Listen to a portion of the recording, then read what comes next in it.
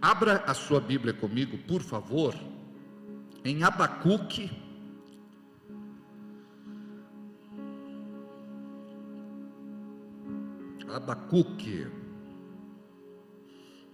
versículo de número 1, oração do profeta Abacuque. Diga comigo, o profeta Abacuque orava.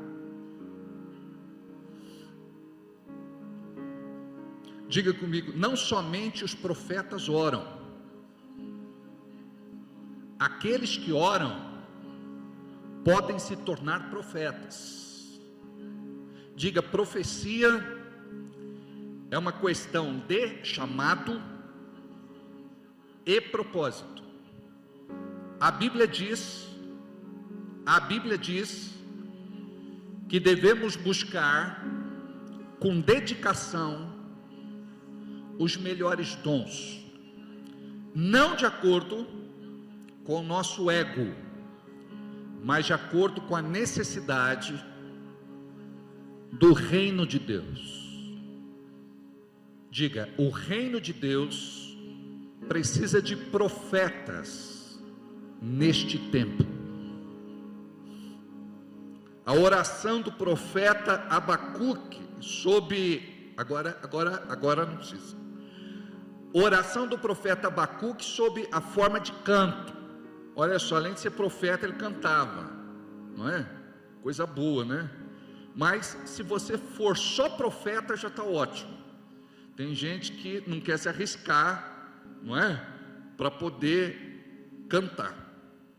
Mas aqui diz assim: oração do profeta Abacuque sob a forma de canto. Ele profetizaria debaixo de uma inspiração de Deus. E olha só a mensagem que ele entrega naquele tempo e entrega para nós hoje. Ouvi, Senhor, a tua palavra e temi. Aviva, ó Senhor, a tua obra no meio dos anos a notifica. Na ira, lembra-te da misericórdia. Uma outra tradução, para você compreender melhor, diz: ouvi, Senhor, a tua palavra e temi. Aviva, ó Senhor, a tua obra no meio dos anos faze-a conhecida. Na tua ira, lembra-te da tua misericórdia. Ouvi a tua palavra e temi. A primeira característica de um profeta é que ele aprende a se relacionar com Deus. Ele aprende a orar, ele aprende a ouvir, porque oração nada mais é do que conversar com Deus. Então você fala com Deus, e num determinado tempo Deus vai falar com você.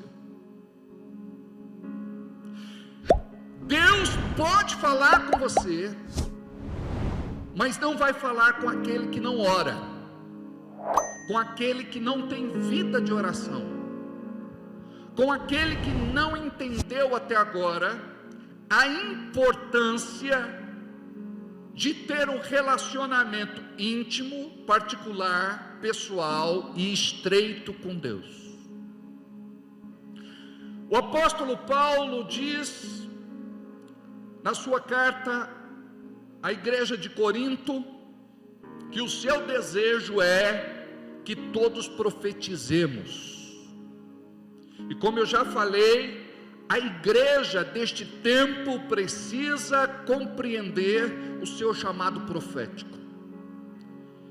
E quando eu falo de profecia, eu não estou falando de visagem, revelagem e profetagem. Eu estou falando a respeito de uma igreja madura que compreende o transmitir da mensagem de Deus. O avivamento aqui que Abacuque fala só pode acontecer debaixo de muita oração. Isso vale para nós neste tempo também.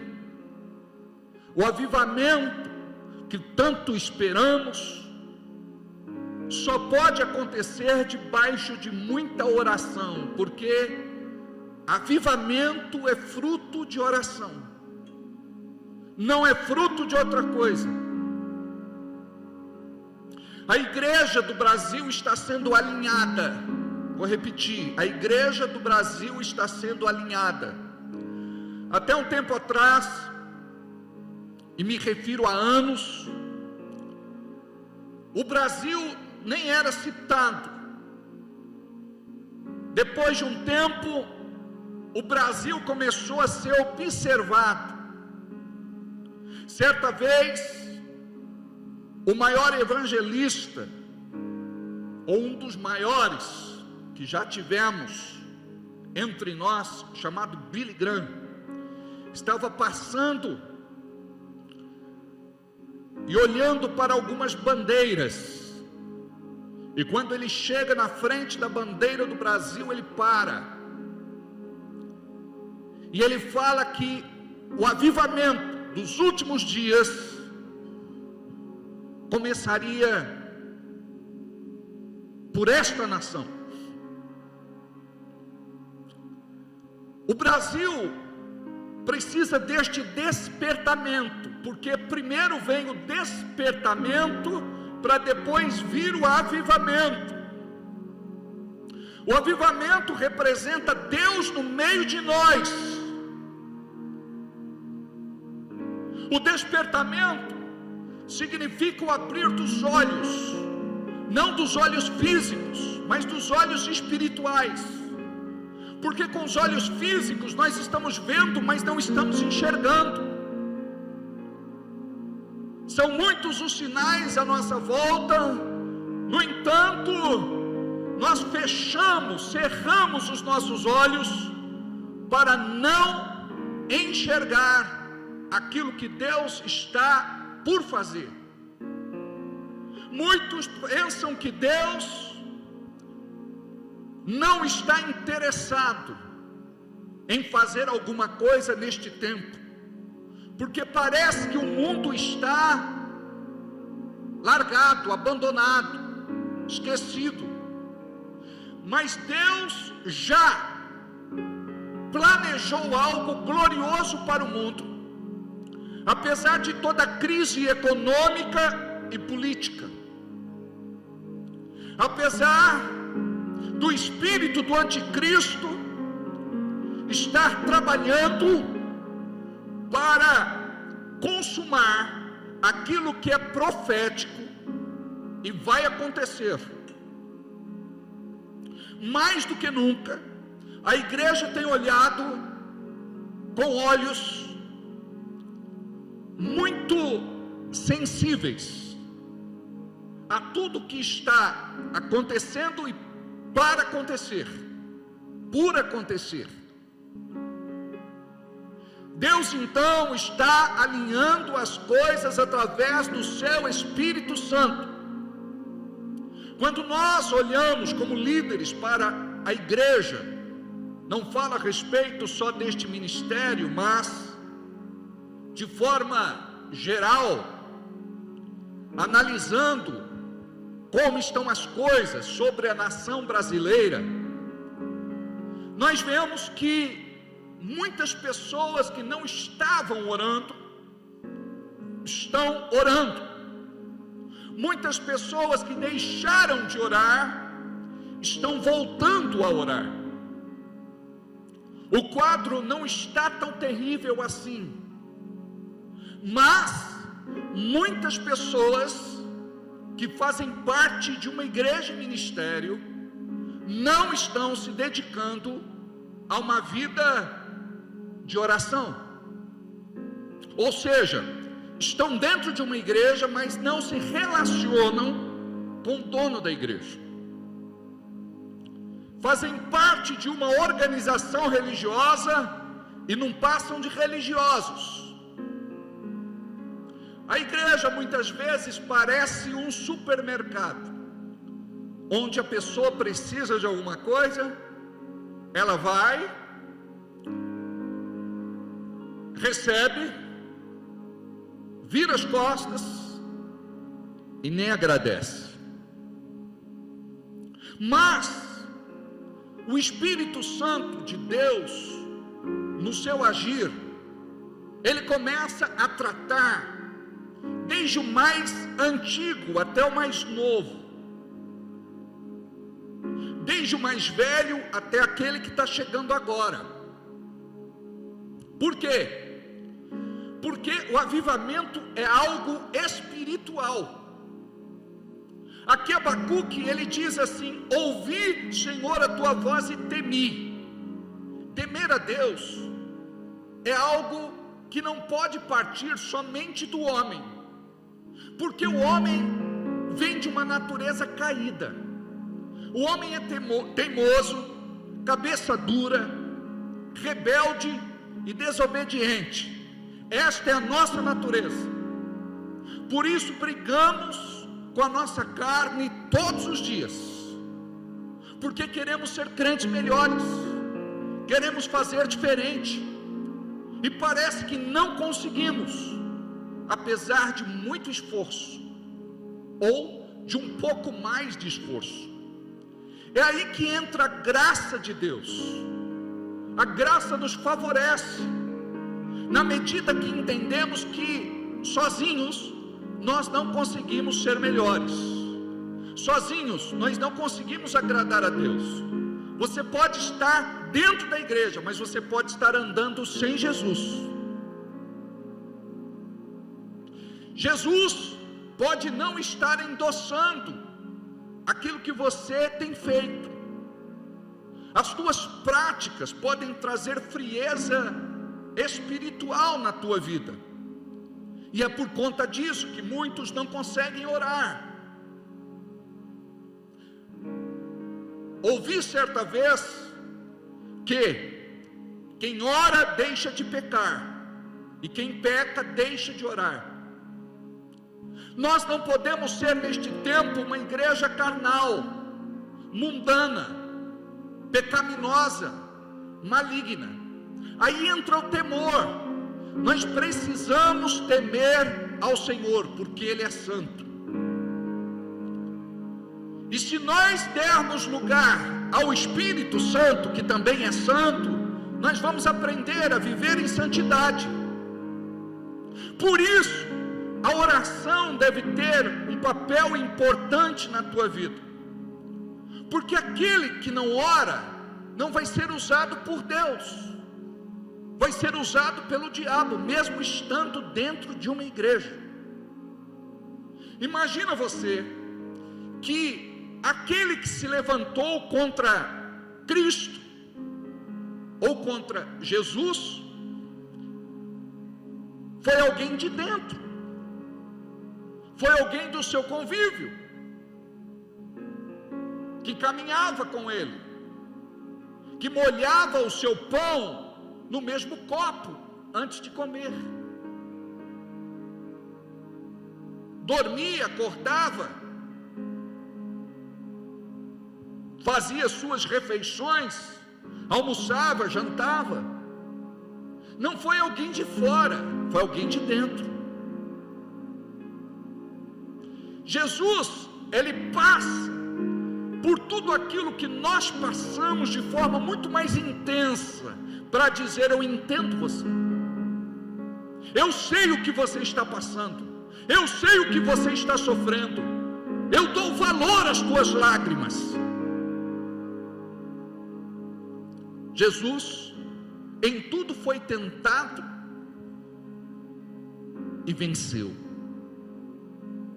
Nós precisamos orar e dizer: Deus, eu preciso deste temor no meu coração, porque uma outra característica de um profeta, não estou falando do falso profeta, eu estou falando do verdadeiro profeta, daquele profeta honesto, verdadeiro, sincero, transparente, íntegro.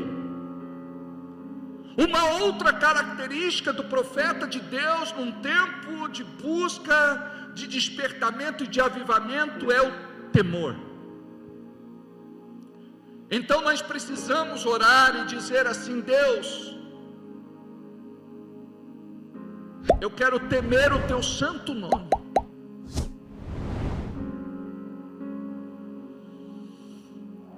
Eu quero compreender, Espírito Santo, o que é temer ao Senhor. Porque quando você tem uma revelação sobre temor, isso vai ativar o teu espírito, a ponto de você romper e deixar de viver uma vida comum como você tem vivido. Uma outra questão que falamos a respeito do profeta de Deus é que ele não tem uma vida comum. Não estou falando que você vai viver como João Batista, se vestir com roupa, pele de camelo e comer gafanhoto com mel silvestre, né? Ele foi bem assim radical com respeito a ter uma vida incomum. Mas ele se dedicou de tal forma que ele não quis se contaminar como os demais.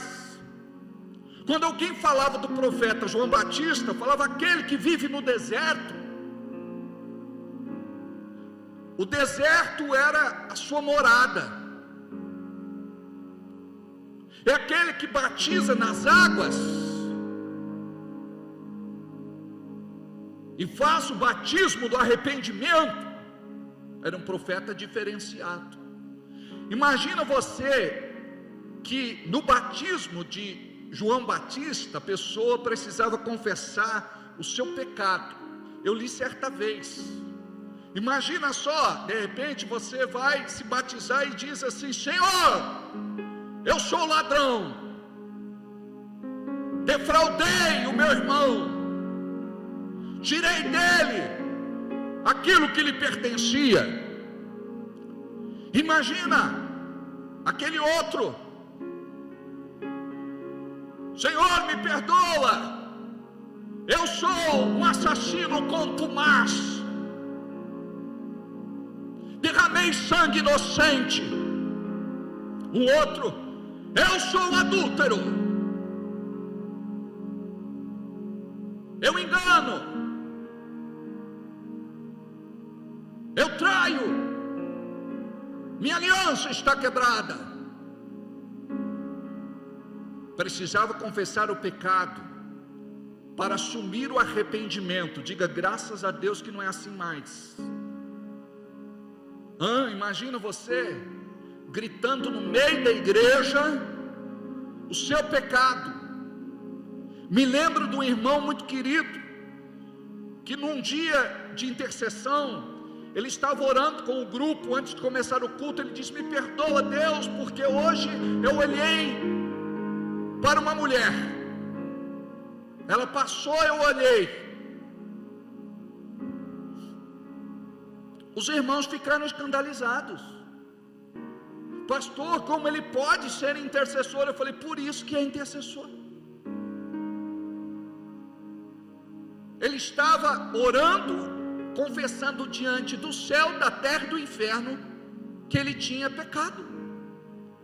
Isso porque ele olhou, talvez cobiçou, talvez desejou, mas confessou. Os irmãos escandalizados, porque os irmãos não têm o hábito de confessar. Uma igreja que está treinada em confissão, nesta hora chega, abraça e diga: irmão, nós entendemos você, porque nós também somos tentados, nós também somos tentadas. Pode ser em áreas diferentes, mas nós queremos ministrar o amor de Deus sobre a tua vida, o perdão de Deus sobre a tua vida. Senhor, protege, guarda e livra este irmão. Pinga do teu colírio nos olhos deste irmão. Trabalha na sua mente, no seu coração. Isso é uma igreja amadurecida. Porque aqueles que não são amadurecidos, diz a Bíblia que eles se escandalizam. E o Senhor Jesus disse: bem-aventurado aqueles que não se escandalizar de mim.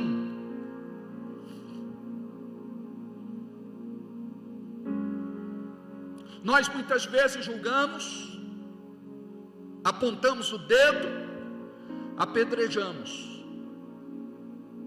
Quando pecamos, escondemos direitinho o nosso pecado.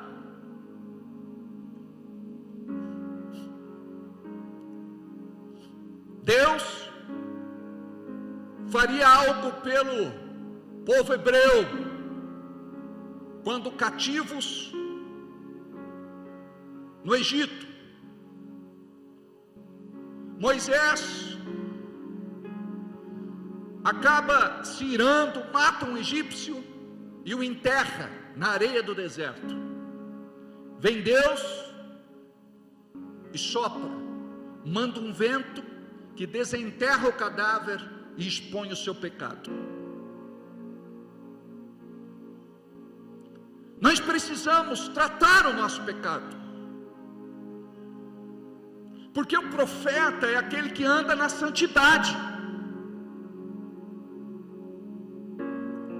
não é aquele que negocia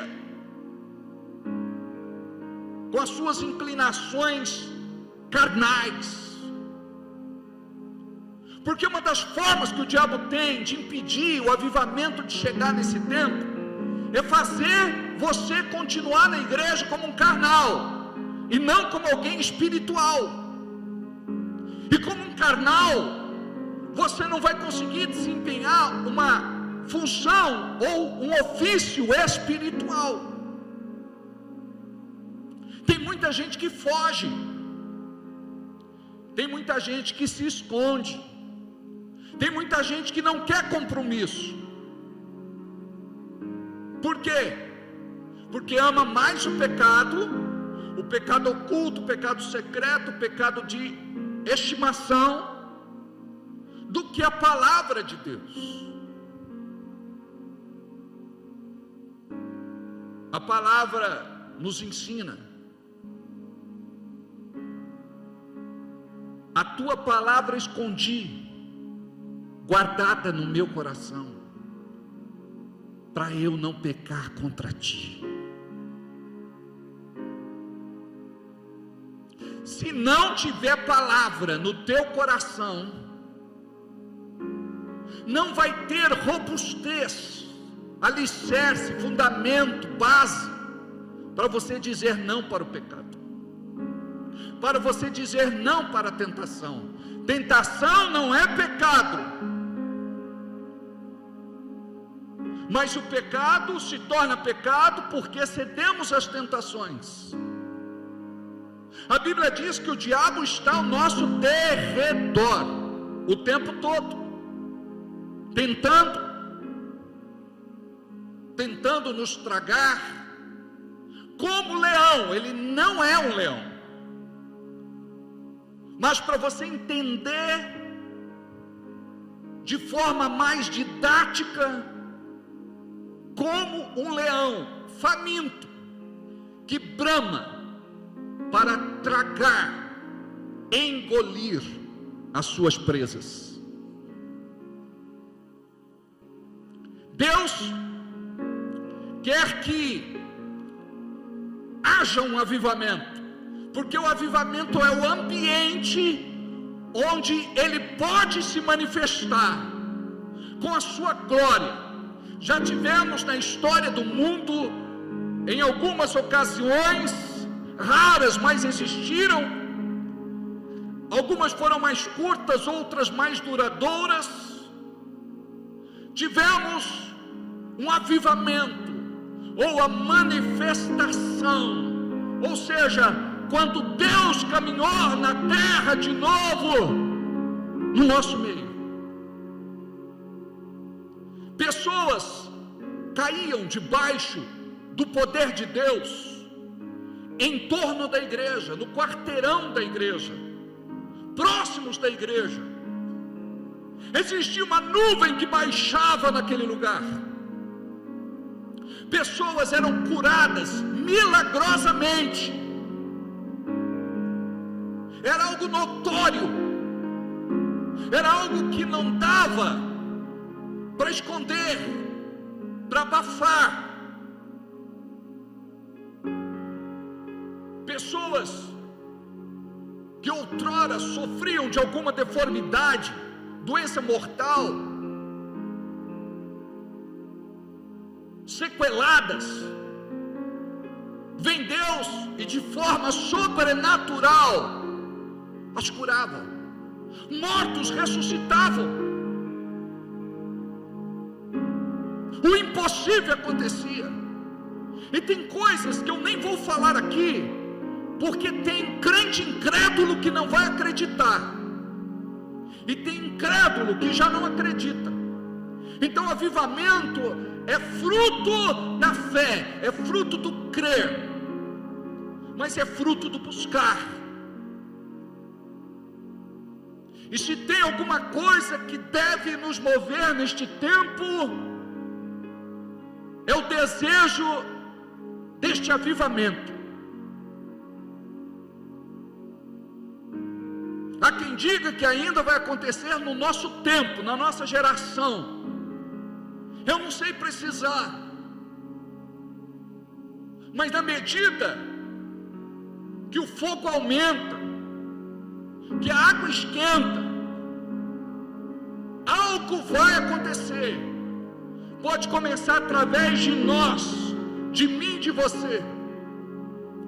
Pode ser que os nossos filhos, os filhos dos nossos filhos, os filhos dos nossos filhos experimentem. Mas há um prognóstico otimista por parte da liderança da igreja, que diz que será ainda nesta geração. O Senhor está à porta. A igreja será arrebatada.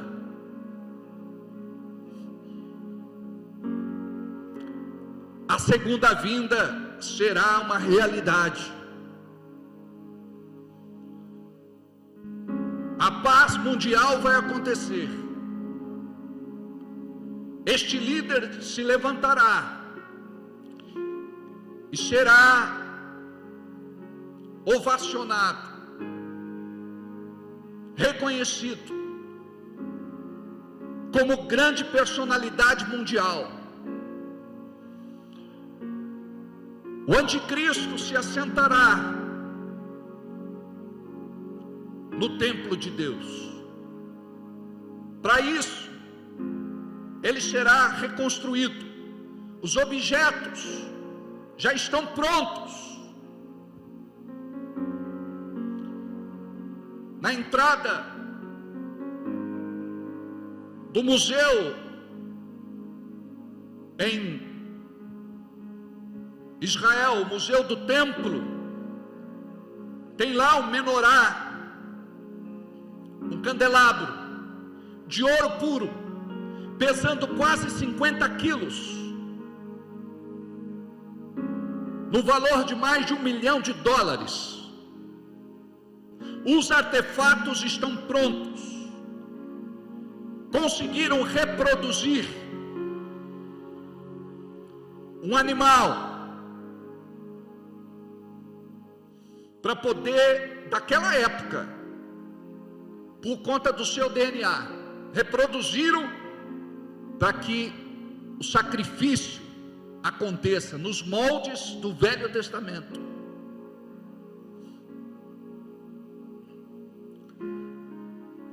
Já sabem, a linhagem dos levitas já estão sendo treinados no deserto para na hora certa voltar a sacrificar.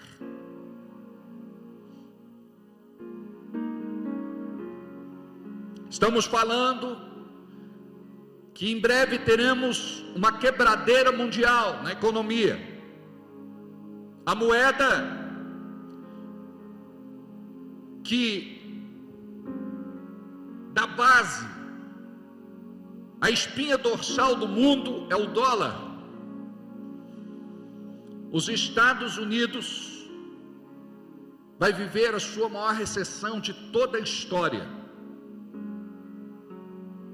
Já estão falando de uma moeda mundial, que não vai ser mais de papel, física, mas digital.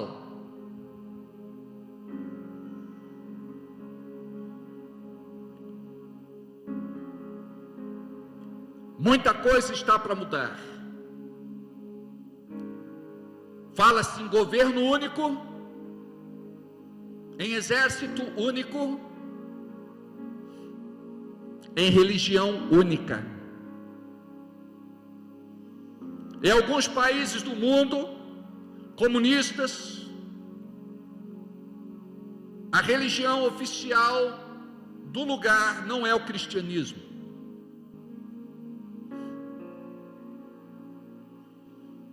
A igreja pode funcionar timidamente, em dias e horários definidos. Não se pode apregoar a mensagem com liberdade. E também seremos cerceados no Brasil, principalmente pelos meios hoje de comunicação. Conseguimos transmitir um culto hoje com liberdade através do Facebook, através do YouTube. Mas vai chegar uma hora onde primeiro vai ser cobrado uma taxa, um valor simbólico, depois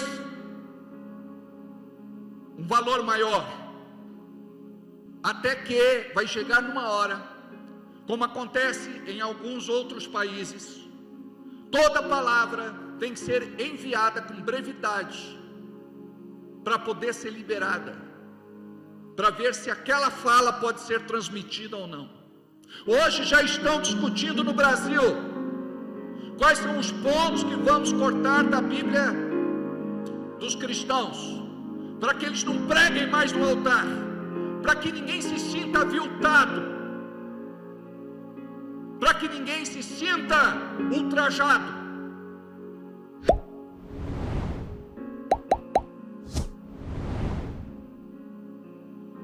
Estão querendo privar Deus na sua palavra de falar sobre o pecado, porque não julgam pecado, não julgam como pecado. É uma prática da liberdade individual de cada um. Cada pessoa pode fazer o que bem quer e bem entende. Não queremos interferir nisso, é uma verdade. Cada um responde pela sua vida e dará conta da sua alma. Mas o que nós estamos falando é que precisamos alertar aqueles que estão em pecado e dizer: é pecado, Deus não se agrada desta prática. A palavra de Deus diz que aquele que continua vivendo assim não vai ter vida eterna, vai ser lançado no lago de fogo e enxofre, vai ser condenado ao sofrimento eterno. E a essência da Bíblia, o que é? É de falar de vida eterna, é falar de abandonar o pecado, a velha vida, aquilo que é corrupção na carne, por conta do que o diabo está fazendo. Mais do que nunca, vivemos hoje não mais o espírito de Sodoma e Gomorra. As coisas estão muito piores do que naquele tempo. Pode ser que haja um juízo muito menor sobre Sodoma e Gomorra do que sobre esta geração. Uma geração que não quer saber de Deus, uma geração que serve ao diabo descaradamente. Hoje existem cultos satânicos, onde pessoas bebem sangue, e não mais sangue de animal, sangue humano.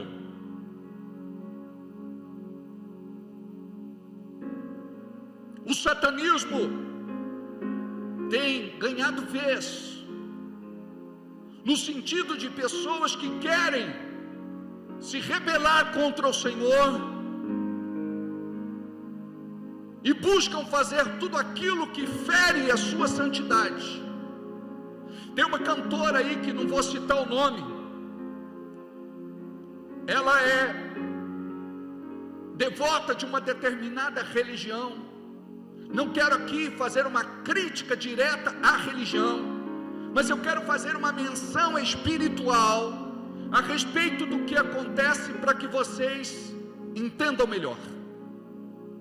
Ela parece ser muito devotada, ela paga suas obrigações, ela tem o seu guia de cabeça, mas as suas apresentações são promíscuas, depravadas, pervertidas. E ela fala abertamente: se eu gosto, eu saio com aquela pessoa da plateia, depois eu pego o cara da segurança, e depois a moça da minha produção no banheiro. Ela sai com todo mundo, porque a prática sexual livre fortalece o poder com os demônios. Quanto mais ela for pervertida, defraudada, quanto mais ela for pecadora, mais os demônios se fortalecem, mais poder ela conquista com os demônios. Eu não sei se vocês já viram na internet, mas está veiculando na apresentação de uma escola de samba, uma ala fica endemoniada. Eles ficam endemoniados. Nitidamente, nós como igreja que entendemos das questões espirituais, sabemos que é possessão.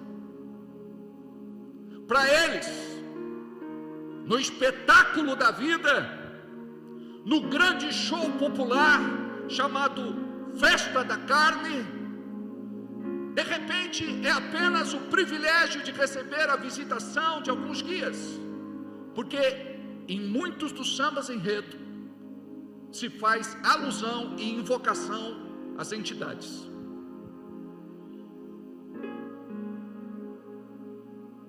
Hoje nós precisamos compreender algumas coisas. Ouça isso. Hoje é moda se tatuar, cada um faz com o seu corpo aquilo que bem quer e entende. Não sou eu que prestarei contas ao Senhor daquilo que você faz com a sua vida.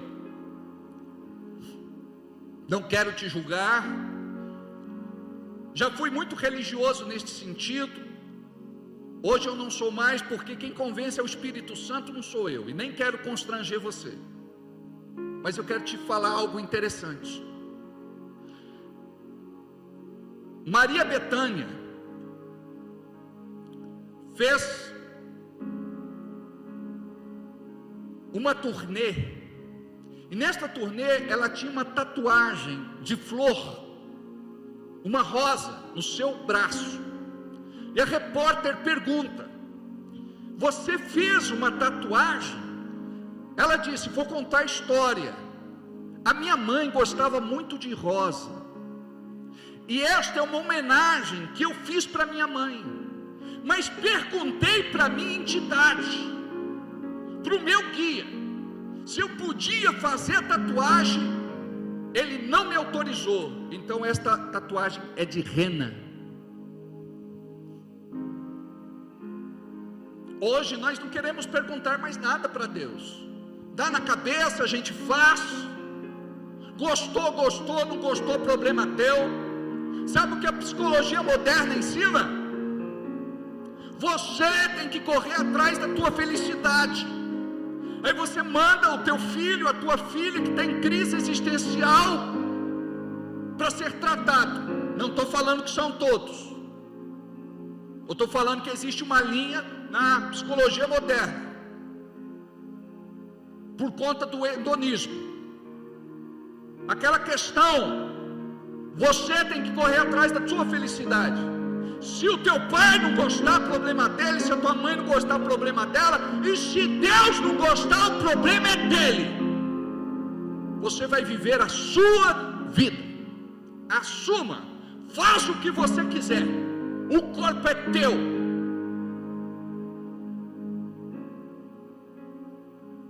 E a Bíblia diz que quando nós pecamos sexualmente, nós pecamos contra nós mesmos.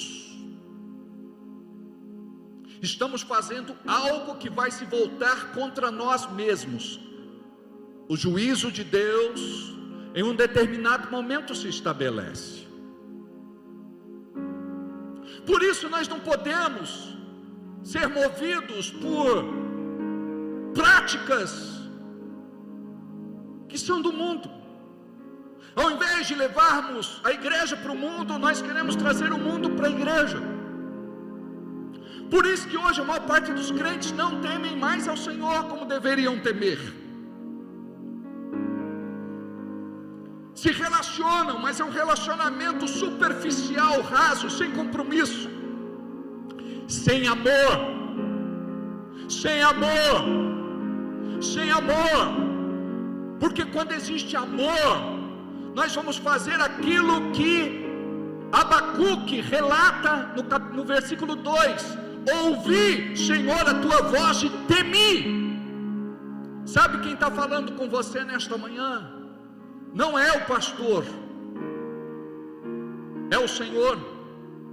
O Senhor quer alinhar a sua vida, porque você vive num tempo apostólico, e você é profeta neste tempo, profeta da última hora, ceifeiros da última hora.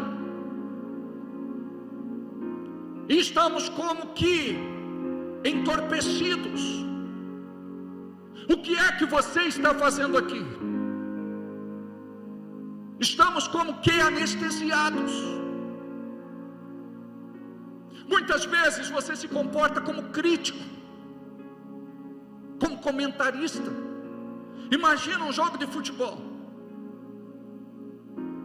Os atletas estão lá, os jogadores, cumprindo com o seu papel, chutando a bola e tentando fazer gol. O comentarista está fora.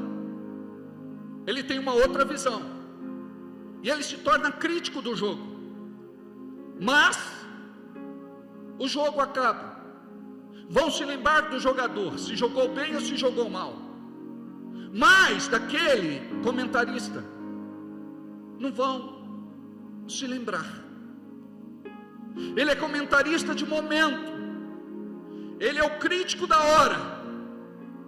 A igreja precisa compreender o seu papel, porque você pode estar dentro de uma igreja simplesmente criticando tudo aquilo que estamos tentando fazer de certo, mas nem tudo sai exatamente como nós gostaríamos que saísse. Por esta razão, nós precisamos entender que somos os jogadores que estamos em campo, chutando a bola e tentando fazer gol. Nós queremos agradar a Deus mais do que nunca. Nós queremos ouvir a sua convocação, nós queremos atender o seu chamado.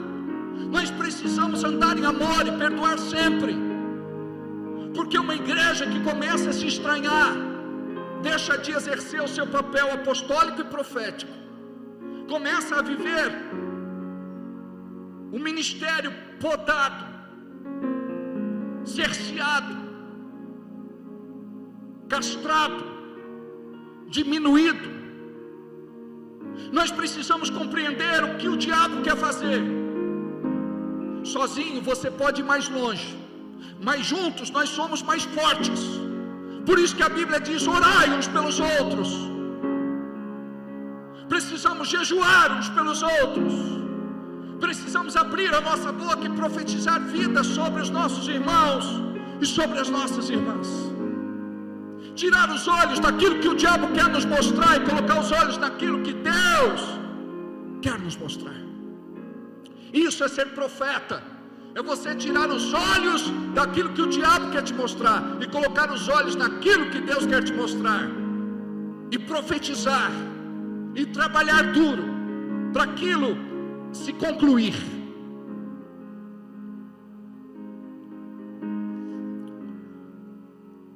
Nós precisamos compreender o que Deus está fazendo neste tempo. Igreja não pode ser um ajuntamento de pessoas. Nós precisamos caminhar aqui naquilo que chamamos de unção da sucessão. Ou seja, Deus falou para Elias preparar um sucessor, e ele então foi atrás de Eliseu. Um dia, perto do fim do seu ministério, ele pergunta: o que é que você quer que eu te faça? Me pedes qualquer coisa. E ele disse: eu quero o dobro da unção que há em ti. Ele foi sábio. Ele podia ter pedido qualquer outra coisa. Ele podia estar de olho na bolsa que ele trazia, com ouro e prata. Ele podia de repente ter dito: eu quero as tuas vestimentas.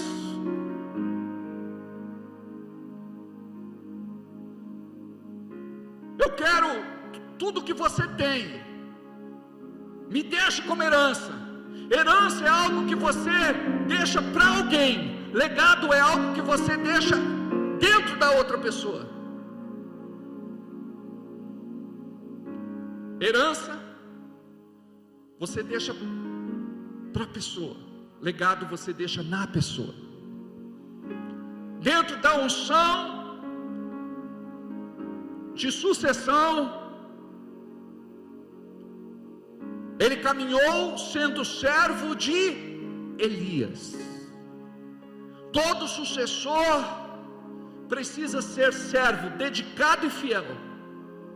Porque nós podemos ter servos que deixam de ser dedicados, deixam de ser fiéis. O diabo trabalha assim. Chega uma determinada hora, você diz: eu não me envolvo mais, eu não quero mais fazer parte disso. Se me pedir alguma coisa, eis-me aqui. Mas não quero ser mais oferecido, dedicado. Quero fazer só a minha parte. Se fizer só a minha parte, está bom demais. Para o diabo está, para Deus não. Nós precisamos sempre fazer mais do que aquilo que os homens esperam de nós. Precisamos nos superar. Precisamos nos dedicar e nos sacrificar. Porque ser cristão não é fácil. Demanda quebrantamento, demanda arrependimento, demanda renúncia.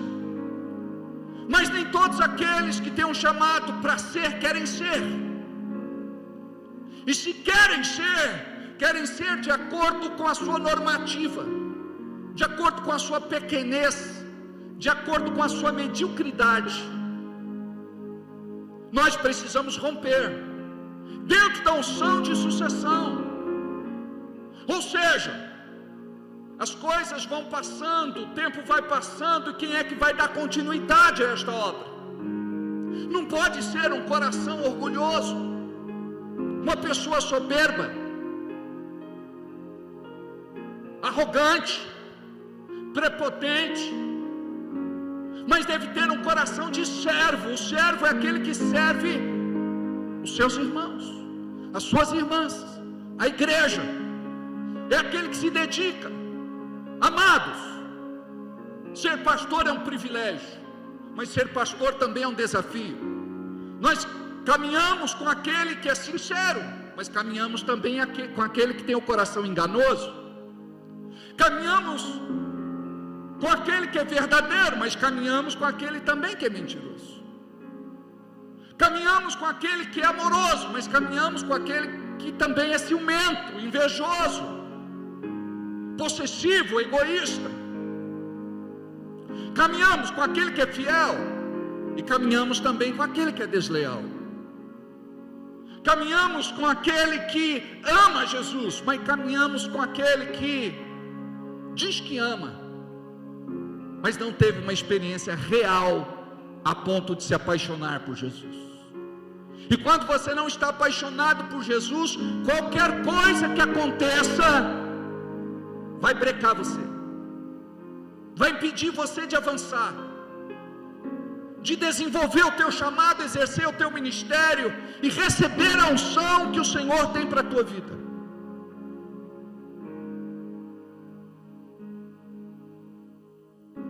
Eliseu era servo de Elias,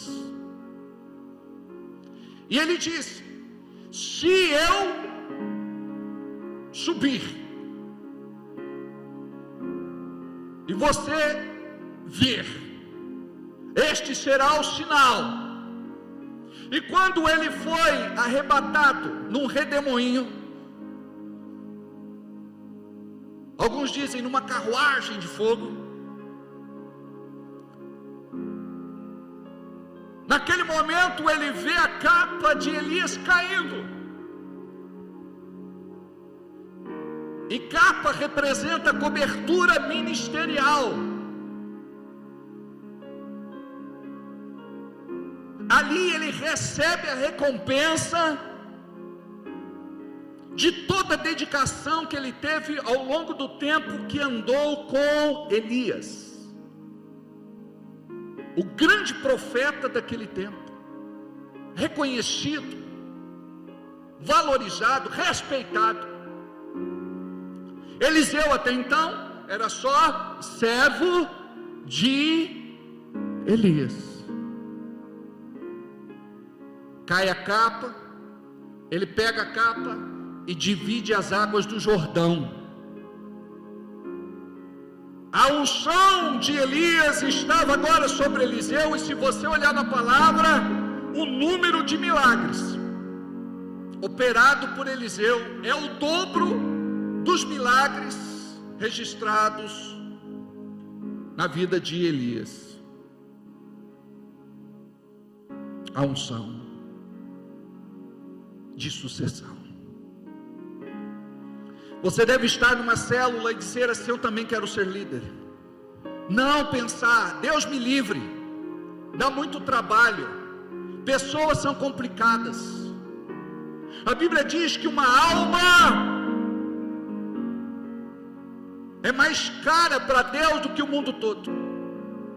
Ela vale muito mais para Deus do que o mundo todo. Nós passamos perto de uma igreja, não gosto que falem igrejinha, porque não existe igrejinha, existem igrejas em crescimento. Ela era bem pequena, e eu disse: se tiver uma alma só lá dentro, valeu. Se tiver uma só cadeira, valeu. Porque a Bíblia diz que uma alma vale mais do que o mundo todo para Deus. Hoje, você não quer mais se preocupar com alguém, você quer se preocupar com você. Você trabalha para ganhar o teu dinheiro, para gastar, para investir, para fazer negócios. A nossa vida é financeira, carreira, negócio, sucesso, comprar, vender. E a nossa oração é: Deus, me ensina a amar pessoas. Porque quando você chegar lá no céu, Deus vai dizer assim: você trabalhou tanto, ganhou dinheiro, mas o teu dinheiro não foi para ganhar pessoas, não foi para manter a minha igreja, não foi para levar esta palavra mais longe. Que foi, Leis? Mostra o recadinho, Leis. Então, perceba como isso é delicado.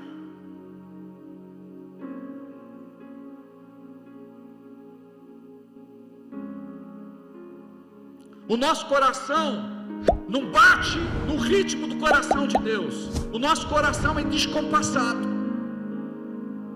A nossa mentalidade, ela precisa ser trabalhada. Aí no mundo eles dizem, foi para a igreja, fizeram lavagem cerebral. Não.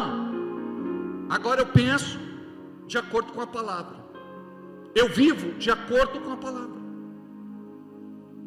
Eu quero Deus. Eu preciso de Deus.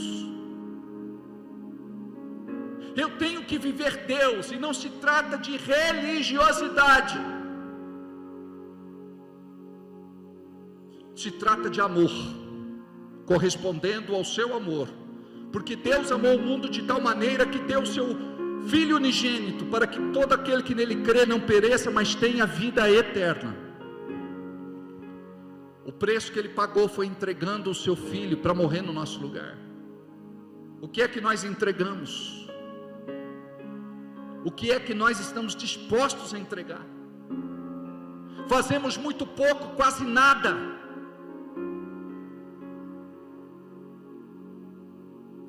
Quer ser uma igreja avivada, uma igreja abençoada, uma igreja cheia de graça e favor de Deus?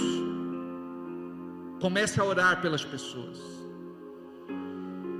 Ore pelo seu pastor, ore pela liderança. A Bíblia diz que quando o pastor é ferido, as ovelhas se dispersam.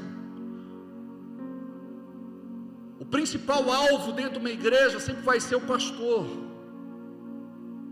Está aqui a pastora Márcia, uma pastora vivida, ela sabe do que eu estou falando. Como é sério, como é importante um pastor no centro da vontade de Deus, com o coração servidor para abençoar o povo. Mas ele é alvo todos os dias do inferno, porque o diabo quer freá-lo, brecá-lo, impedi-lo de exercer o seu chamado de ofício. Então a Bíblia diz que quando o pastor é ferido, as ovelhas se dispersam. Precisamos orar pelo nosso pastor, interceder pela sua vida. Precisamos orar pela nossa liderança. Quando um soldado valoroso tomba, os irmãos sentem, é navalha na carne. Tempos de convivência, amizade, relacionamento, identificação, e daqui a pouco distanciamento abrupto, quebra de aliança, mudança de ministério. As pessoas não estão preocupadas em entristecer o coração de Deus, muito menos dos seus irmãos. Tanto faz como tanto fez. Eu quero decidir para onde eu vou. Não, eu preciso estar onde Deus me quer. Deus escolhe o vaso onde você vai ser plantado. E você vai dizer: eis-me aqui, Senhor. Eu quero ser uma bênção nas tuas mãos. Tem uma música que diz: eu quero ser uma... depois a gente vê se lembra.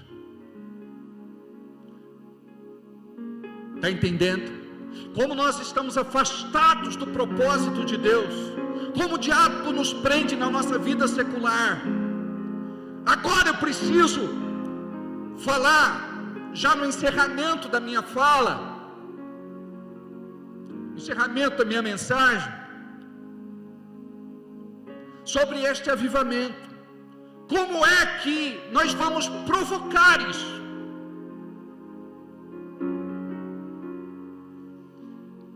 A Nair, ela tem um quartinho de oração na casa dela.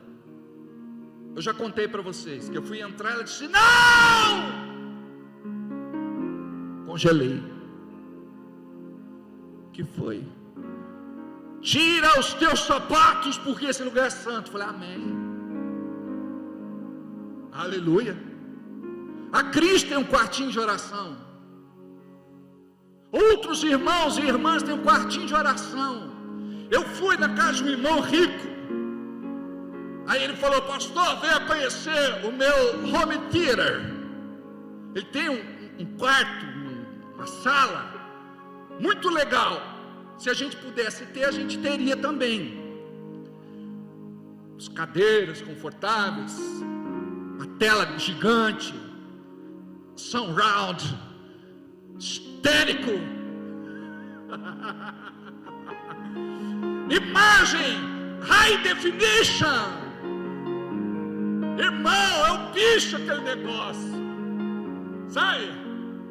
Daqui a pouco vem pipoca, daqui a pouco vem refri. Você reclina aquela cadeira. Ele falou: pastor, curtiu? Falei: demais. Queria te perguntar uma coisa: onde é teu quartinho de oração? Rico. Ele falou: olha, pastor, nunca parei para pensar nisso. Eu falei: olha, aqui tem lugar. Você pensou no lugar para a esposa, para o filho, para a filha, para o cachorro? Gente, o cachorro lá, né? É toque, sabe, magnata. Vou te falar um negócio. A coleira dele tem lá um pingente. Eu não sei nem se é de ouro ou banhada a ouro, nem perguntei. Pobre não tem que ficar se metendo nessas coisas. Ele vai achar que a gente quer roubar o pingente do cachorro. Não fala nada. Sabe, talher filetado a ouro, chique demais da conta. Aí tem lugar para todo mundo. Eu falei: onde é o lugar de Deus aqui dentro, na sua casa? Qual o lugar que... Ele falou: ainda não parei para pensar nisso. Ou seja, Deus não estava nos meus projetos. Você não precisa ser rico para ter um quartinho de oração. Pode fazer da tua sala um lugar de oração. Ali, naquele tapete, é o lugar que você vai se dobrar, se curvar, ajoelhar, colocar o seu rosto em terra, clamar, suplicar, invocar o nome do Senhor. Mas é isso que falta para a igreja.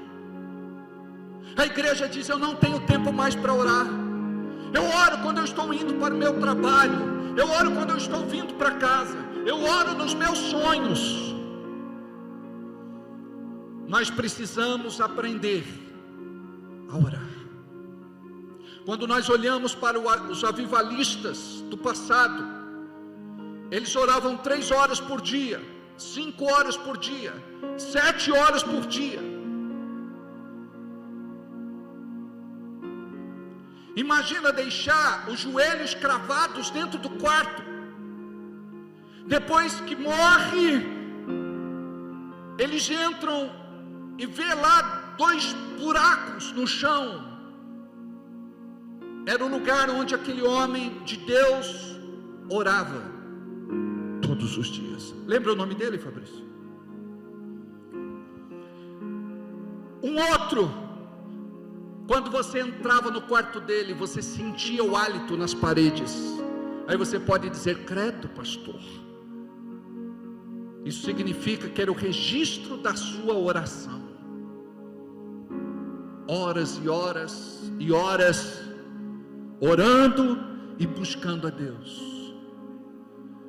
John Wesley, se não for, depois consulta aí no Google. Imagina só o que estamos fazendo aqui. Nós não estamos aqui, amados, como num leilão para arrematar algum bem, pegar por um preço de bagatela. Nós estamos aqui para cultuar o Deus verdadeiro, o Senhor dos senhores, o Rei dos reis.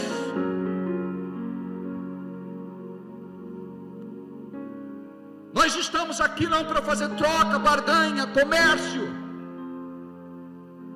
Nós estamos aqui para dizer: nós te amamos. Maranata, Cristo vem. Nós estamos aqui para pregoar o ano aceitável do Senhor.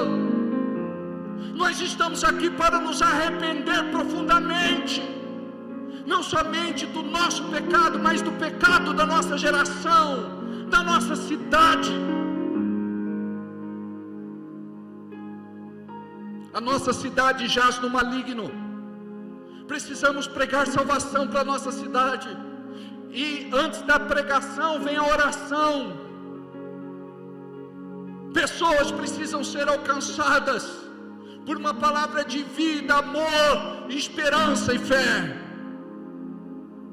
Se você não é uma pessoa de oração, a tua mensagem vai ser fraca, vai ser diluída. Mas mesmo sendo uma mensagem simples, ela pode estar cheia de poder, a ponto daquela pessoa se entregar para Jesus, se converter e vir às lágrimas.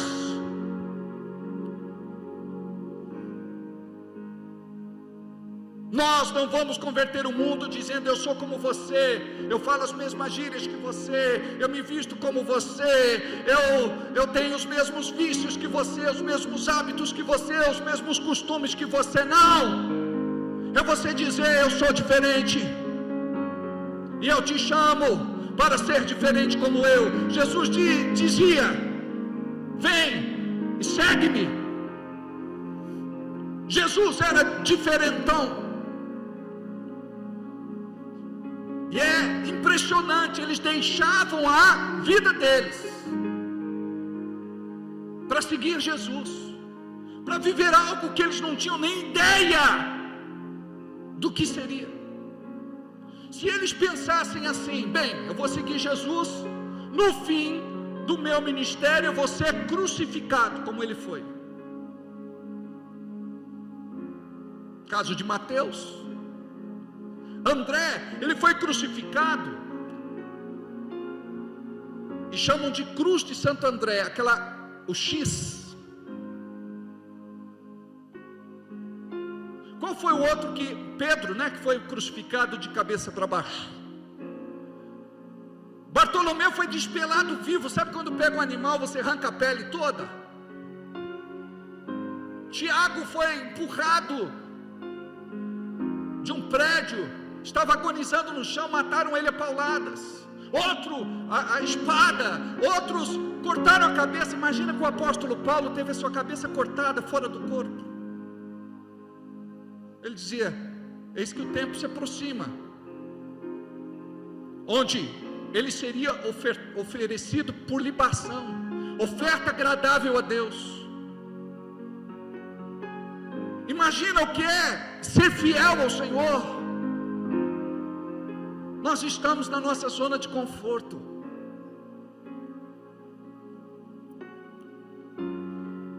Nós queremos viver para nós mesmos e não para Deus. Que esta palavra possa despertar você.